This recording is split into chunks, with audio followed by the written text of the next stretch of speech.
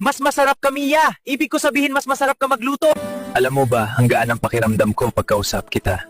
Talaga? Akala ko ako lang yung ganun. Hindi ka nag-iisa, sabay tayong gumagaan. Ang sweet mo naman magsalita. Kasi totoo, wala akong kailangang ipanggap sa'yo.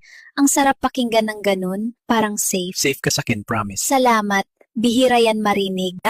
Kung pwede lang, gusto kitang kausapin palagi. Sobra naman yan. Hindi ka ba magsasawa? Hindi, kasi bawat araw iba ka, mas gusto kita. Naku, kinikilig na ako niya na. Okay lang kiligin, gusto ko yun makita. Hindi ko tinatago, masaya lang talaga. Hindi ko tinatago, masaya lang talaga ako kasama ka. Masaya rin ako, kasi ikaw yung dahilan ng lahat ng saya ko. Masaya ako, pero may nabalitaan ako, Alucard. Ha?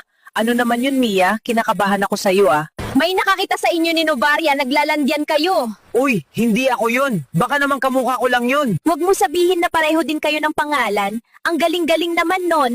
Teka, at sino naman ang nagkwento sa'yo? Hindi na mahalaga kung sino nagkwento. Ano lumalandi ka? Hindi naman, Mia. Nakasama ko kasi siya sa game, ang galing niya mag-mage. Yun naman pala. Eh di magsama na kayo. Mga manloloko. Hala, hindi ganun yun, Mia. Nanghingi lang naman ako ng ulam doon sa kanya eh. Bakit hindi ba ako masarap magluto at naganap ka pa? Mas masarap ka, Mia. Ibig ko sabihin mas masarap ka magluto. Nakakainis ka. Ginawa ko naman lahat tapos naganap ka pa.